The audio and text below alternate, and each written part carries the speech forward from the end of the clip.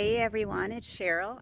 It's been a while since I've been on here, and I don't know that I've ever done a video this way before. Usually I have Chad videoing me. I am not comfortable running the camera, I'm not comfortable in front of the camera, but there's only one way to get this done, so let's do this. I am hoping this works out.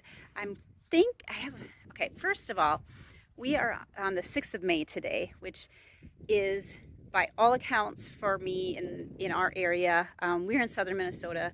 We're zone 4B is what we used to be technically. We're now a zone 5A. I'm not sure I believe that. I lost I lost almost all the zone 5 plants I tried last year. I did, by the way, try some aronias that were zone 5, and they made it and they look beautiful. So kudos to those. Otherwise, it's very early for us to be planting annuals. Most people around here will say, well, definitely not until after Mother's Day. I actually typically wait until at least the third week of May, and I watch the weather. This year, I've been watching the forecast and I'm watching those lows. And right now, we've got a couple nights still, I think going down to 48, and that's it. And my plants actually, as we've been down to 46 the last couple nights, most of them have been sitting outside and they're fine. I did not put my tropicals out yet. Just like I have some like elephant ears, that kind of stuff. I don't put out when it's that cold. They just don't like being below 50 at all. Most of the other things can handle a night or two of that and it doesn't bother them. But our daytime highs, we're in the 70s. I think tomorrow we do have a 68, but after that it's 70s again, and we're going to be up in the 80s real soon. So after looking at the 15-day forecast and seeing the lows all above 50 after these next couple of days, and by the way, in case you don't know, we have my son and daughter-in-law's wedding reception and dance at our farm this June, at the end of June. So we have a lot on our plate this year, and obviously new additions to our farm as well as our gardens. And I've just decided that I'm taking a chance for the first time I can ever remember. So I should say this early, planting this early. So we're going to start planting annuals. I actually planted a couple last night. I don't know, just because I couldn't restrain myself, but I set out all my plants and got things ready to go. And I guess, I think today what I'm going to do, because I'm filming on my phone, and my phone doesn't always hold the charge the greatest while we're filming. So I'm going to go ahead and I'm going to take you around and show you the areas I'm going to plant and what's going in first. And then I think I'll take some little snippets as I'm doing the work. And then when I'm all done, we'll kind of just go around and maybe touch base on what I got done.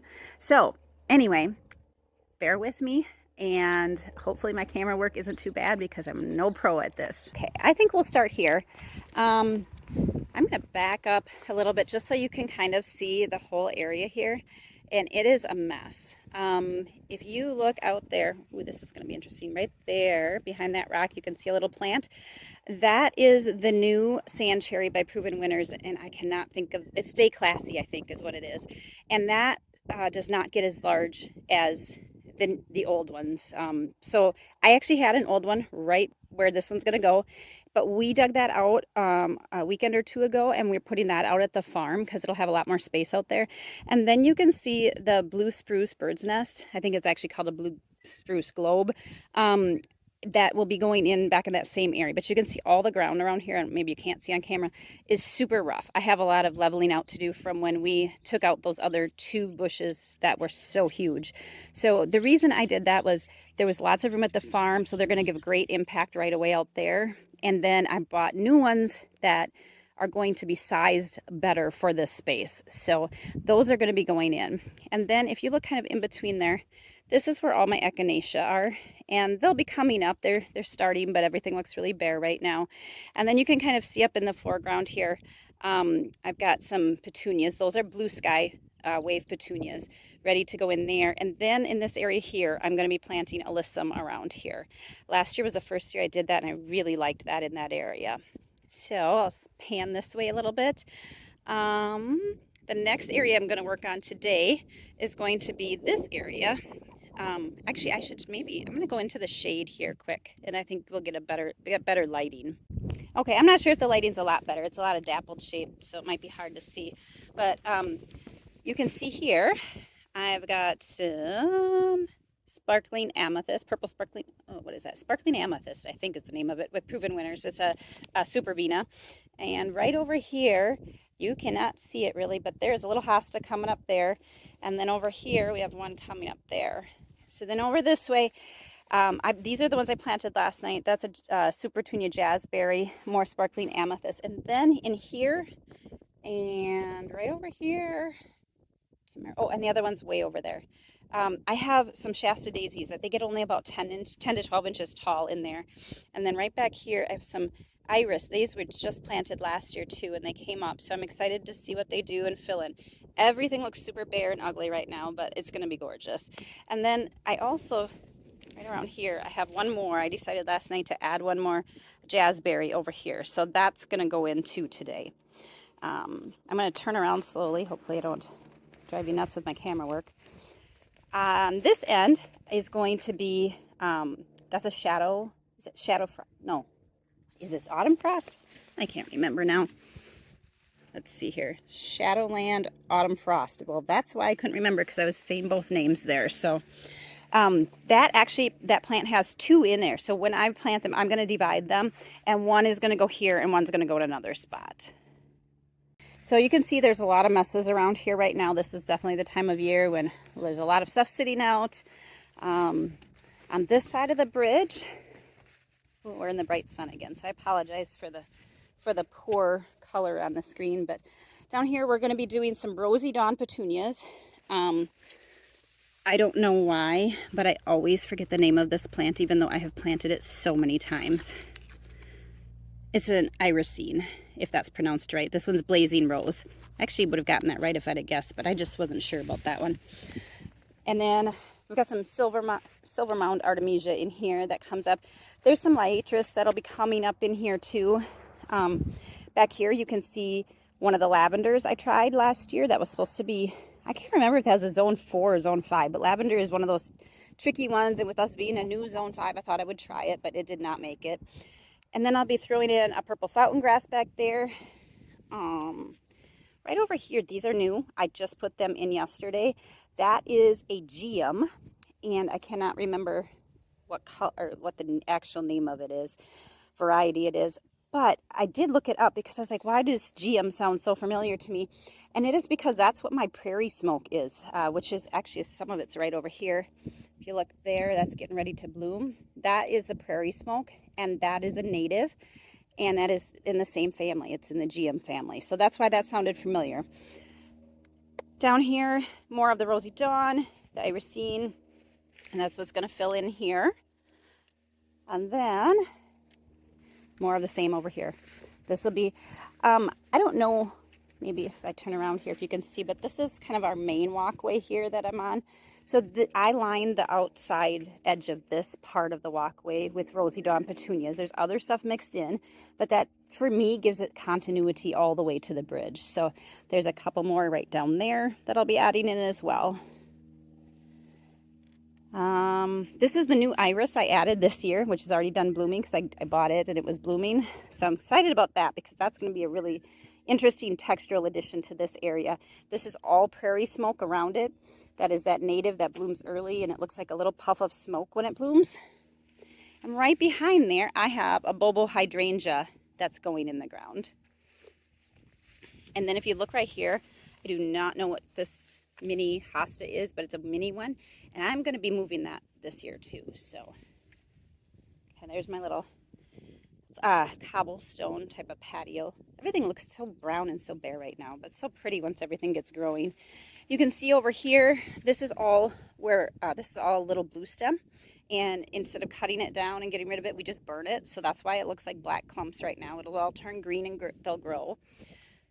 And this area along here is asters, purple asters, so those will be pretty large and fill in there. Switching out for some rosy dawn petunias this year. I did something different here last year, but I'm going to put some of those, and I might add more to that grouping too. I just am not sure if I want to put some stuff behind here. Right back in this area, I actually have 5 mums, and they're all coming up, so they'll fill in and grow in there too. I should mention this shrub. You'll start to see it if we do more videos. You'll see it regularly, and as you see it, you'll probably be like, what is that shrub? Because it's cool. It's a birch leaf Tor spirea, and it has beautiful chartreuse foliage. It blooms pretty white, and in the fall, it gets the most gorgeous orange color. So that's one of my favorites. Okay, so go back this way. Oh yeah, I forgot about this. I have a few purple alyssum to add in down here. I maybe should be mentioning all my perennials, but I don't want to do a full garden tour. I kind of just want to show you what I'm adding in today, and then we can do a garden tour when things look better and are bigger. But you can see I'm adding in a few petunias. Those are pink wave petunias. And actually, by the way, all of the sky blue petunias, the Rosy Dawn and these pink wave, and I have one more variety too that I don't have any out of yet, those are all ones I started in my basement. So they are all grown from seed here. And I'm not sure what I'm doing over here. This, I think I planted a petunia, or not a petunia, a peony in this area last year, and it didn't come up. So now I'm just kind of playing with things to see what I might want to do. I might end up filling it with annuals this year, or I might find some perennials to go in there. So another area that's changing here, and that's partly because you can see that I have some decent sized shrubs. Back when we started the garden, man, it was like, well, when we first started, probably it was 14 years ago, maybe 13. But everything's grown up a lot, and so I actually have little spots of shade now. And so we had a bunch of coneflowers in this area. They're not doing well. They get too much shade, and I'm kind of over them. So those are coming out, and that is, I think it's a Woo-La-La, if I remember right. That's a Woo-La-La hosta, and that gets up to like 5 feet wide. So that's going to fill in here. And if you look behind, I actually have another hosta that's right in there as well that I planted last year. So that'll be changing, and then I'm going to add, I've never done this before because sometimes I kind of like the clean look in front of things. I think sometimes your eye needs a break, but this year I just decided I'm going to add in some petunias, and over on this corner, because this gets a lot of shade in the afternoon from that shrub and also from our little rock pile bird bath, I'm going to put that little hosta, that mini hosta that I told you I was going to move. So that's going to move there. So okay, you can see one of the views I don't like of my garden. We have the dog kennel over here, and we have the LP tank here. As plants grow up over there, that does get pretty hidden. And we painted the dog kennel black. I think I did it last year to try to make it disappear. And the truth is, ever since I did that, I really don't mind it as much, because once the plants all grow up in there, and now that it's black, you don't notice it much. So, and I apologize, you notice a lot of mess back here in the background there. That is the one project Chad's been working on that became kind of, I don't want to say a dumping ground because it wasn't all garbage, but it became the place to put things during our fall season when we're open and we're super busy. And instead of taking things to the back and putting everything away, it just became kind of that place to drop everything off. And so he's working on getting that cleaned out right now. And actually back there is where my veggie garden is too. So I'll be working on that very soon because he's getting that stuff out of there. Look at the rhubarb. That is looking so amazing. I have 2 rhubarb plants here. This is an old-fashioned one that I got from my wonderful friend Marlis. She just gave me a piece, and that thing has been, bountiful every year. It performs amazing. Over here is like one of the little shade areas I have, and it doesn't look super shady right now because the plum tree, you can see it's getting ready to bloom right now, but it doesn't have leaves on it, so it doesn't look real shady. But this is definitely one of the shady spots I have in my garden. And so I have added hostas in here the last year. I have a new, I think it's Sun King right here. Yep, and maybe I can get the tag on there. I don't know if you can read that or if it's focusing or not. Aurelia cordata Sun King. I've seen those so many times in people's shade gardens, and I finally picked one up this year because I knew I had a place for it finally. And then this little area here is actually where one of my black planters goes, big wooden planter. So that'll fill in there nicely. And then I put annuals in there so we get a pop of color in this area. Back here, you can see, get down close maybe.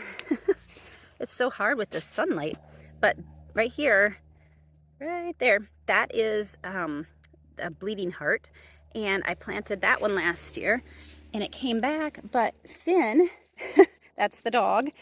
He's been running through the gardens. He needs some more retraining this summer or spring.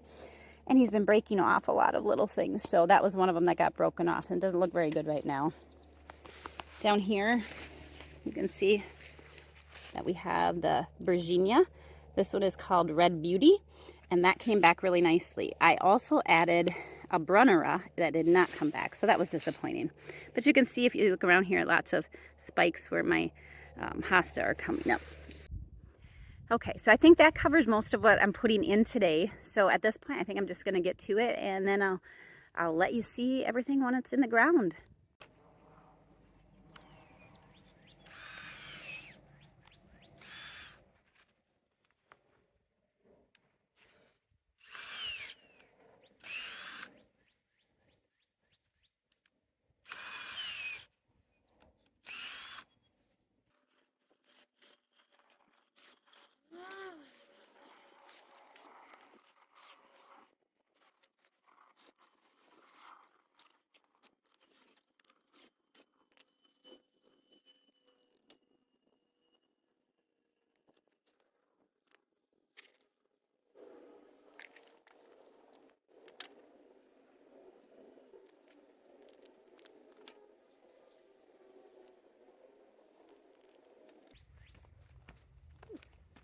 I thought I might come and show you, oh my goodness, I don't know if I'm going to be able to see this on camera. Thought I might show you the roots on these. They are really nice. They're almost like the perfect time to be transplanting. You've got nice root development, but they are definitely not root bound. You can see how beautiful that is. These are the ones I started in the garden, or in the garden, oh my gosh, in the basement, the middle of February. So nice timing on these.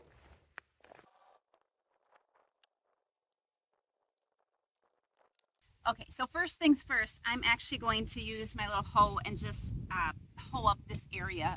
We have a lot of little weeds in this particular spot, so before I plant these, I'm going to clean it up, and then I'll go ahead and plant the alyssum.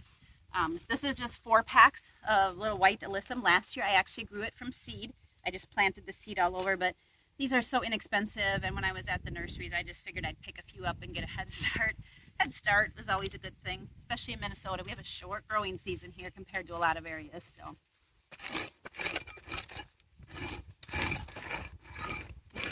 harder dirt than I thought. It's really packed. I almost think I should have gotten my mini action hoe. I might go do that. I think I'm gonna go grab that and try that.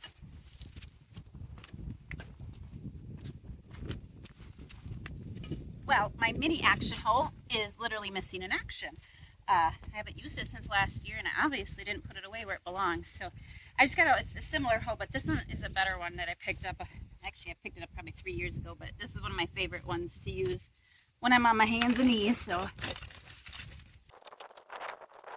just realized that I think the reason it's so hard is because Finn in the off seasons does not like to stay on the paths. He actually, to be very honest with you, does a great job staying on the path once the plants are up. Like he knows, he's been taught not to run through there, and it's, I guess, a good reminder when all the plants are bigger. But during the off season, when there's nothing, in the way, he cuts his corners just like little kids do. And I think he's been running over this so much when it was wet that it just kind of compacted it all into a big hard pan. So, oh well.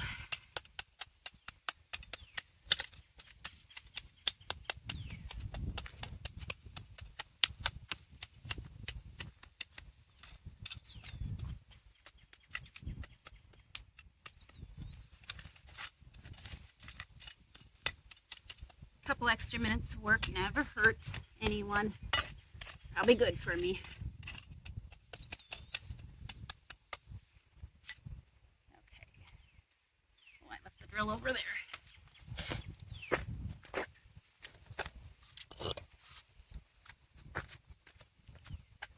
By the way, I didn't mention this, but I'm using this little auger. It's just a little, handheld drill. And I am not 100% sure, but I feel like if I remember right, this is a 2.5-inch auger. I've used it a few times over the years, but I also have noticed that in our clay soil, like some areas are really tough. So if our soil is wet at all, it doesn't work that great. But to be honest with you, today, even when I got it out, I was like, okay, I'm going to try it again. We'll see if it works. And today it's working wonderfully. The soil is, it's just eating up the soil and it's saving me a lot of time. So definitely worth it if your soil is conducive to it. So I am going to pop out these little plants and lay them around, figure out where I want them.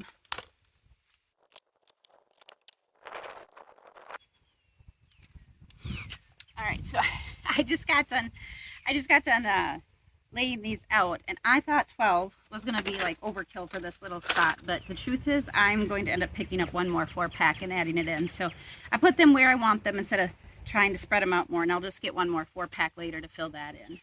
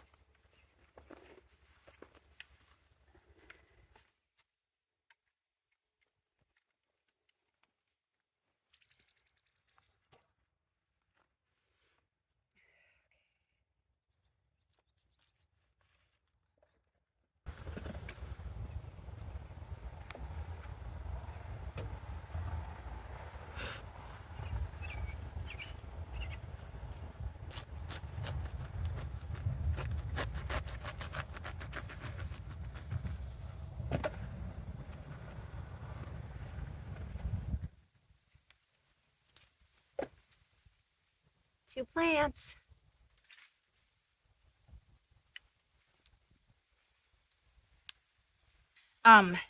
This hole was a real pain to dig because of the roots here. I did cut off one good size but not huge root, which won't hurt this tree at all, but it's a pain planting around here. I kind of knew I might run into that.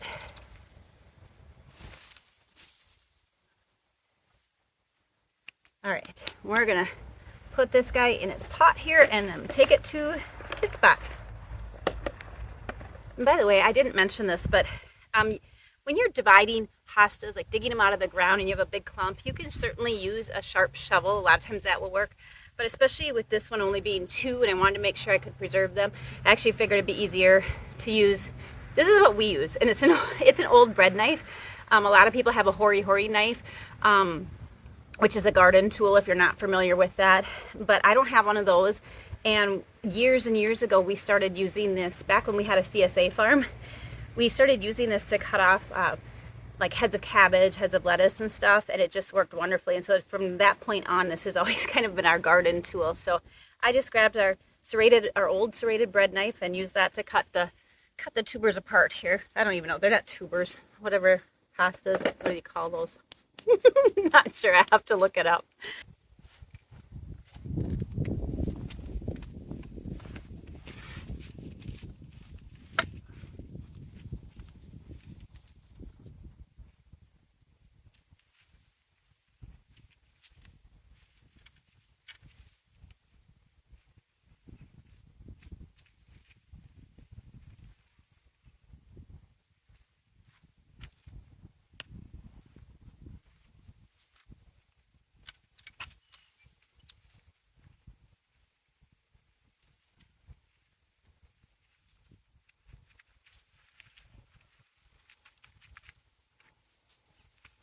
All right, that dandelion's gone, or that 4 dandelions or whatever was in there.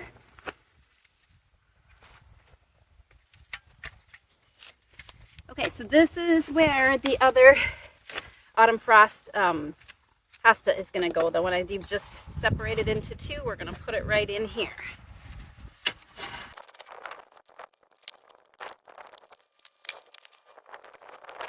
You know, I didn't think I needed to dig the hole that big. I forgot that I wasn't potting this. I was potting this little piece.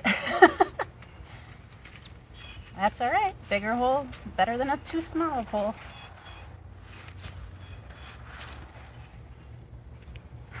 Now this plant will get up to, I think, around 2 feet wide or so. But I'm not worried about that happening this year, obviously, as we're just planting it. So I'm going to be planting these 2 New Guinea impatiens just to the front of it. It's hard to tell probably from the angle you're seeing this, but this is kind of a corner between 2 paths. And we have my little cobblestone path that way, and we have another one that goes kind of behind me this way. And so when you come in on those, this should be a really nice combination. These, I don't know if you can see them in the screen, I'm not sure, are Autumn Joy, not Autumn Joy, they're Autumn Fire Sedum. And Autumn Fire Sedum is very similar to Autumn Joy, but they stay just a little bit shorter and they don't flop ever for me. So I love them. I have 20 to 30 in my gardens. And the other thing about them that's just a little different than Autumn Joy is when they get that bloom color, Autumn Joy is a little bit more rosy colored. These are just a little bit more maroon. I think their color is a little more intense. I don't know if you can see the color of these from there, but they are called Magnum White Blush, and they're New Guinea impatiens. This is an area I have never planted these before.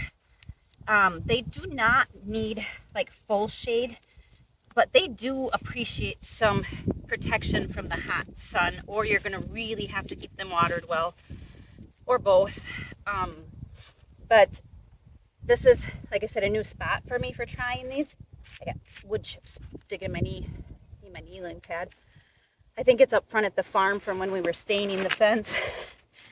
But anyway, I'm trying this area because it's an area that is getting more shade now than it used to. And yet I think it still gets plenty of sun for these to do well. But I don't know if you could see that. Some of these clumps, this is what our clay soil is like. And granted, it's kind of moist right now, but it is not wet and it still clumps like that. That's the kind of soil we do have around here. Sometimes it's good. I mean, it's good for certain things, and I can't complain about it. But sometimes it really holds the water a little more than we want it to. I need a clipper to cut that off. There's a couple of roots from that tree right there. The knife will work.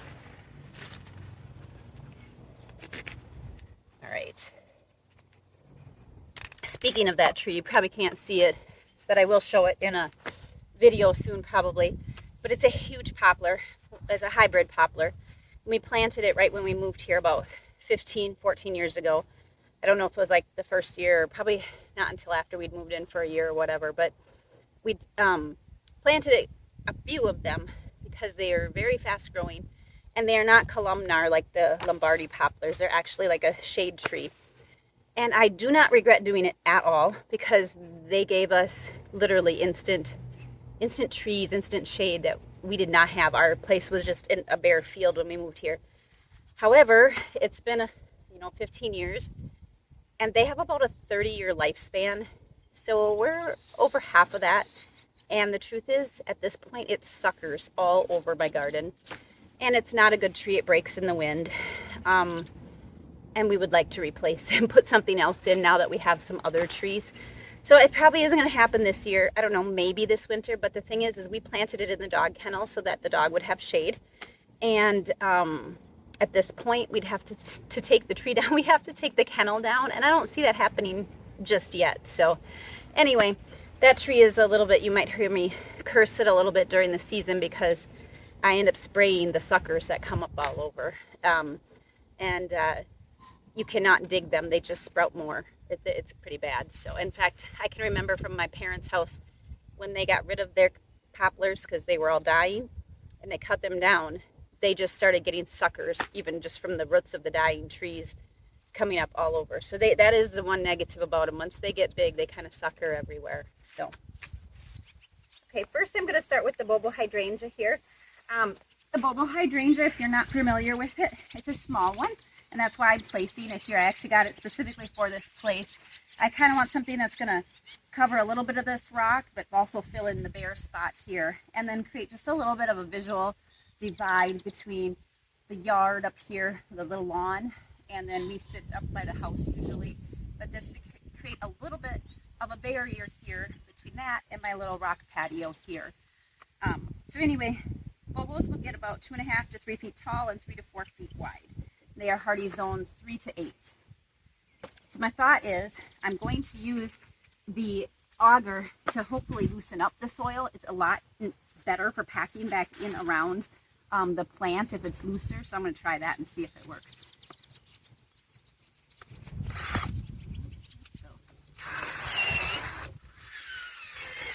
Ouch! That one caught a root. That is the worst thing about there. You'll see people with bigger augers will use a two-handed, like they have an extra handle on their drill. Typically, I don't need it for the stuff I'm doing, but what happened there is it caught on a root. We're not that far from that poplar tree, and that happens sometimes.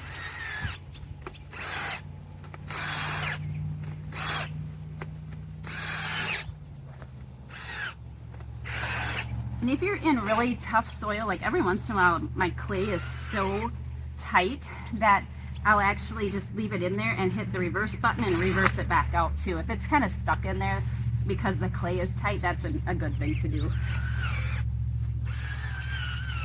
Okay, so now that soil is way looser and better worked than if I would have just used the spade. If I just used the spade, you would see what you saw on that last autumn frost hosta, where you get these big clumps and stuff. So it's kind of nice that I'll be working with looser soil here.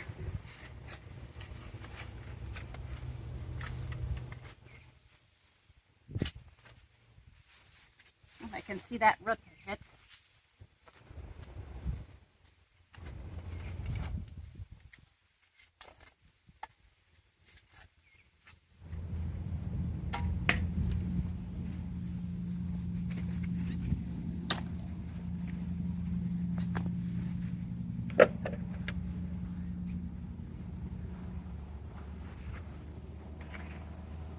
So that's another thing I don't know that everybody in the country has to do, but we do here, is when we're filling back in, a lot of times you'll see Chad and I will just grab clumps and we're doing this as we pull it in to kind of break it up, because we just always have those big clay clumps.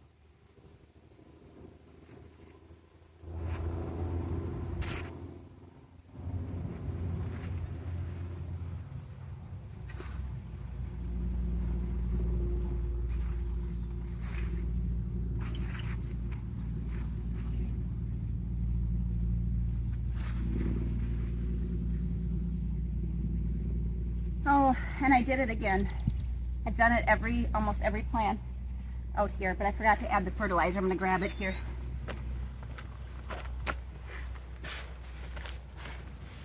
So the ones that I've been forgetting to put it in the hole, I just put it around the top after I'm done.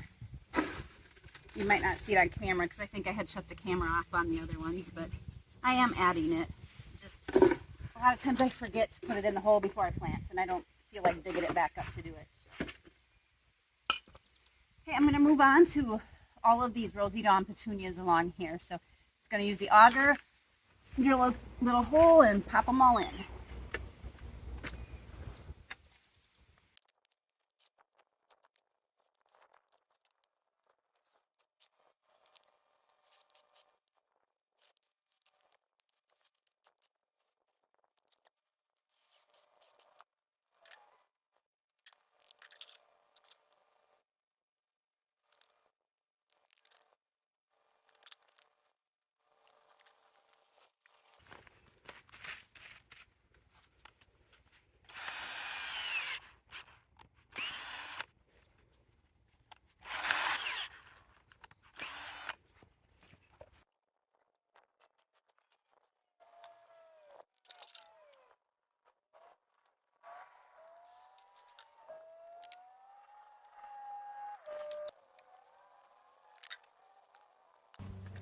This is Euphorbia hip hop. I don't think I said that earlier. So I was asked the other day by somebody if I noticed any difference between the different kinds of Euphorbia. Like there's hip hop, glamour, and oh, what's that really popular Proven Winners one? Oh, I'm blanking on it. And I just had to tell them I don't know that I've ever grown them together, so I've never noticed the difference. But there could be. I just have, every year when I get them, oh, Diamond Frost, I think is the one I was thinking of, Diamond Frost Euphorbia. But every year when I get them, I usually just get one kind, and so then I don't really notice any difference, obviously, because I'm not growing them both at the same time.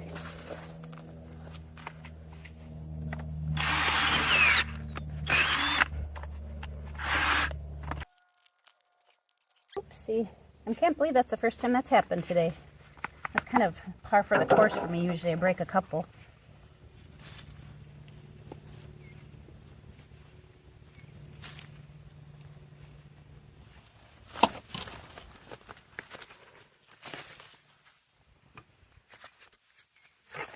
So I don't know if, yeah, I told you earlier, I think my auger is about 2.5 inch, and these pots are like 3.5. So sometimes I need to dig out just a little bit from the sides, but it still saves me a ton of work. Oh,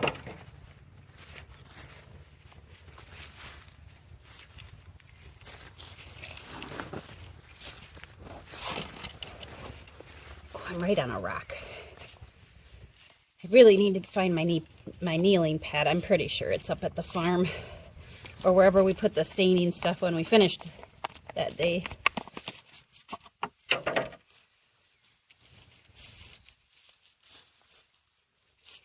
Kind of embarrassing doing a planting job without one. I feel like an old person. Okay, I'm not that old, but I am getting up there. Okay, it's a little later in the day right now. Oh, there goes Chad with the tractor. He's revving it up just while I start doing a video again. So yeah, I had to run and I had to get my dog's meds and pick up some fresh baked. I almost think I should wait until he's out of here. He's making lots of noise. I don't know how much that picks up on camera. Okay, I think we're back at it. Chad is still here up in this area using the tractor, so you may hear it start up again. He's been out in the fields already this evening, and I think he's getting the tiller ready to go back out again, so you might hear that. I apologize if it's loud. This is, as I've said already, this is new to me, so I don't know how much extra noise the camera will pick up. So anyway, we're on to the area where I was showing you before, that we have 3 Rosy Dawn petunias going in, and I kind of mentioned that there might be something else going back in here, or I might add more. I decided to hold off on putting anything else in there because I have tons and tons, I don't know how else to say, but I have tons and tons of plants, both that I have bought, but also hundreds and hundreds, if not even thousands, I haven't counted, that I started from seed. So I have some Agastache, I have some stock, I have some Chinese asters, and all of those things are, you know, potential fillers for this row behind here, so we can have a little bit more interest in here than just one plant. The only problem is most of them aren't blooming yet, and so that makes it a little hard for me to decide whether the colors will go together. So when it comes time, I will just have to, you know, if they don't bloom soon enough, I might just look at the pictures and make the call and hope it works. And otherwise, if they start blooming, then I can know whether or not those colors will coordinate for me enough, if I'll like them. So, but right now I'm just going to get these 3 Rosy Dawn petunias in. These are Easy Wave petunias. And if you look back here, and I'll work on those next, I have, they're called Pink Vein. Earlier in the video, I did say, what did I say? What did I say? I think I said Pink Wave is what I said. But those are Pink Vein. So they have like a dark purpley vein in the pink flower. And then right behind me, I'm going to work on those 2. I have that little 4-pack of purple alyssum that I'll stick in there. So, all right, let's get this done. I still haven't found my kneeling pad. I got to find it before the next video.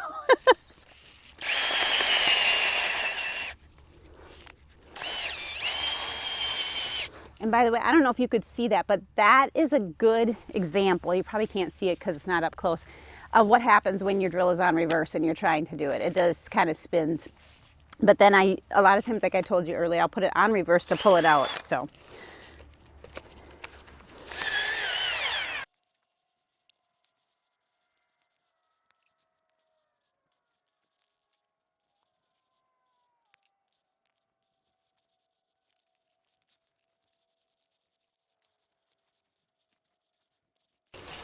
Okay, while I'm here, I'm realizing that I have these couple of petunias just down the way to go ahead and pop in the ground. So I'm going to go ahead and do those too.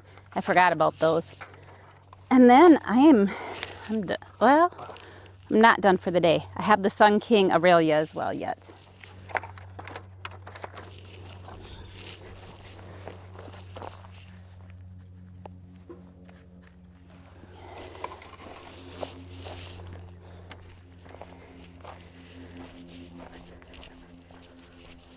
Oh, and guess what?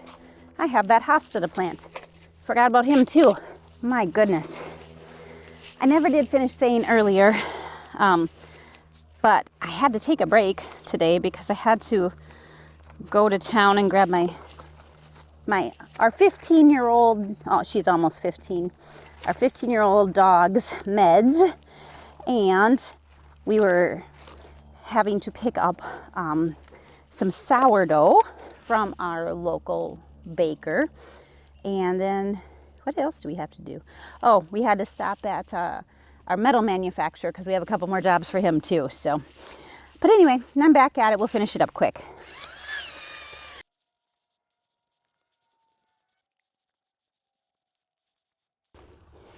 So I said earlier, I thought this was Woo La La. It is, and it is 36 to 48 inches. Woo! Might as well put that in there.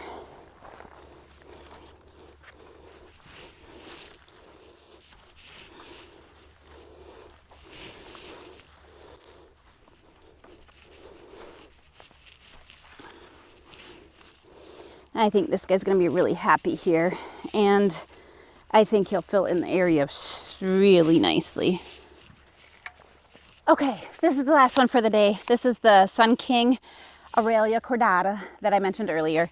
We're going to get this in the ground, and then I'm going to go ahead and I'm going to clean up. It's been a long day. It's I don't know what time it is, to be honest with you, but it's later in the evening. You can probably see that the sunlight's getting kind of golden and the shadows are getting long, but I'm going to finish this one up. I might shower and then do the quick walkthrough just to show you what all we got done today. But otherwise, if I don't get to it tonight, I'll do it tomorrow.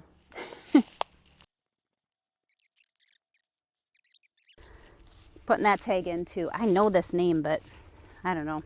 I forget too many things to trust myself all the time. All right, that's it.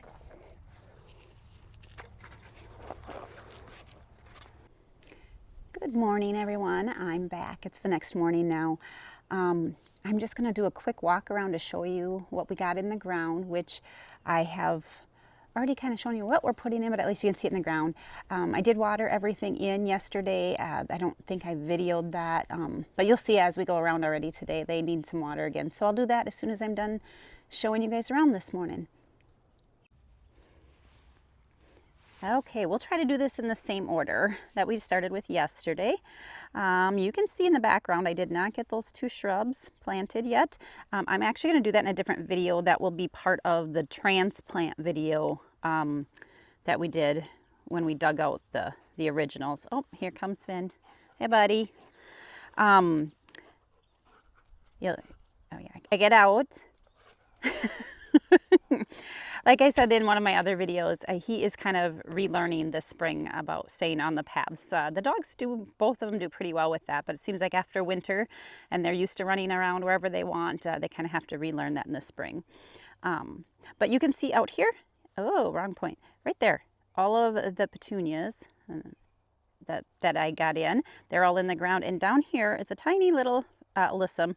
Those were all little plugs from four packs. And as you can see, I still have a bare spot. I'm going to get some more to fill that in. And these will not take hardly any time at all to fill in. Not only will these get watered today, but these will all get fertilized. Everything will. So they'll get a nice dose to get them started off right away. Okay, over here, gosh, everything looks so washed out in these. I hate this. I wish I had more shade around here. I'm sure the photos or the camera work would look better. But this is where I was telling you that I have a hosta there. There's one in the ground there that you can barely see. And then I've got my camera keeps wanting to focus on my finger today. The sparkling amethyst superbena and the jazzberry supertunia. And then coming up out there are also some iris over to the left here and some short Shasta daisies. And over here is where I put that, oh, my shadow's in there here, that autumn frost hosta, and I got that in the ground. That's one of them that I split. And you can see this was not here when I first videoed this area the other day for you, but maybe I'll step back and you can see I have a trio of birch trees here, and this ends up being a really nice shady spot. So in the middle of the day when there's no shade anywhere else, this is one of the places I will take a break. And I usually put a little cup holder and a chair there, and I actually a lot of times will put 2 chairs out there because in the late afternoon it's usually shady there, and so when Chad comes home a lot of times he'll sit with me and take a break there too. So okay, well, we'll just walk on over this way across the bridge. Okay, down here you can see this is where I planted the Rosy Dawn petunias, the irisine, and back there is one of the purple fountain grasses. And this will all fill in. There's that geum again that I told you about, and a euphorbia. And I'll kind of turn around here and give you a shot of what that looks like. It just doesn't look like much right now. I should mention too, because I have a couple things here. So you can see there's a big bare spot in there. I actually have it'll be a metal, kind of a pyramid that is like a trellis that I'll put my sweet peas on, and that will fill that whole area right there. And then this area back here, that's where I seed, and I'll direct seed into the ground my cosmos. I did actually want to start them from seed this year, and just to see if I could give them a head start. And I didn't have space to start anymore, and I just figured, by this time I'll put them in the ground and they'll be fine. That's usually how I start them. So that'll happen pretty soon. And then over here is the rest of those Rosy Dawn petunias here. Whoop, stepping on a rock here. And then I think I did mention partway through about deciding not to fill in with more Rosy Dawn behind here, because I have so many things like Agastache and some stock and different things. And this area around that birch tor spirea, I'd like to fill that in with some more annuals as well. So that'll be coming here. Over here, you can see I got a nice dandelion blooming in there. But here's the pink vein. I'm trying to find one that's, let's see here, you can actually see that they have that darker center and the stripe, the lines in it. And I'm mixing that in with, this is a sedum down here. And they're a clumping sedum, and they stay really low to the ground. I've had them forever, and I have a whole bunch of them.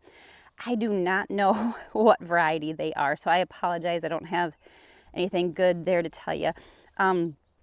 Let's see here, back in here, and where that dandelion is, there's a plant there. And then over here is Veronica. Oh my gosh, I almost called it Verbena. But yeah, I have Veronica that'll be coming up there. And then back here is a nice grouping of penstemon, and that's getting going. So, and then you can see around these edges here, I've got 2 clumps of, those are autumn fire sedums again on each side. And then I have a white pine, do they call it a globosa? Like the globe white pine, I think. I'm not 100% sure. I bought that a number of years ago too, so, but I do know it is a white pine.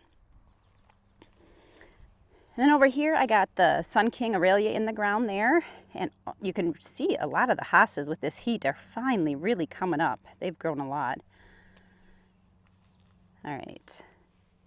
We're gonna tag on over here to show you this one last spot here of what I got done.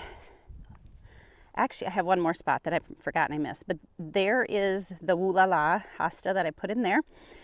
And then I put those couple of Rosy Dawn petunias here. I did not get that little hosta transplanted yet, so I still need to do that. Okay, so this is the area I forgot to show you. I think Finn's gonna come in again. Yep, hi Finn. Unfortunately, I'm kind of in a bad spot for my shadow. It might pop in there. But you can see that I planted that autumn frost and a couple of those New Guinea impatiens there. And when I get that, I have a Russian sage. So you can see it right over there. and I don't like where it is, and I don't think it's really happy there either. It's kind of a wet spot for that, and I just don't think it's ideal. So I think I'm going to transplant that, and I'm going to move it over here behind this crabapple. By the way, look at that thing. That was just planted last year, and it's so pretty.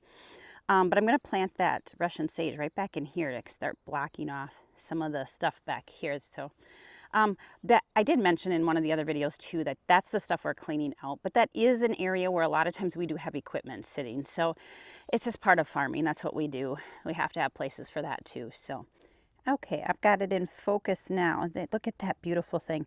That is called Cosmic Cherry. And I got these seeds from Rare Seeds or Baker's Creek, either one. That's their website, and one is their like company catalog name. So I just think that thing is so gorgeous. So I had to show that to you. All right, well, that's going to wrap it up for today and this project. I'm hoping to see you guys a lot more often coming up here. I'm getting more comfortable, even though not really comfortable with this. But I have to tell you that I watched back the videos from yesterday that I did, and I already learned 3 things from watching them. And number 1 is that as much as I love my bib overalls and they are practical and comfortable, they are not very flattering when I'm on camera. And number 2, I have to learn not to, I test my shot actually, to test my shots, because I cut my head off in those, in a lot of the videos. And I apologize for that poor camera workmanship there, but I am learning and I'm going to get better, and hopefully I don't do that anymore. And the third thing, what was the third thing? Oh, I know what it was. That you'll notice there might be some spots where the audio isn't so good. I realize that as I'm transferring from one area to the next and I'm resetting things up, that if that time is long enough, my phone and the mic disconnect from each other. And I didn't know that. I had to untest at the beginning and it was all working. But that was long enough that it was no longer connected. So for all those middle videos, I did not have the actual mics working. So it might be hard to hear me. From what Chad has told me and stuff, we're going to try to adjust that when we edit the videos together. And we can hopefully do a little bit of editing on that volume so you can hopefully still hear me.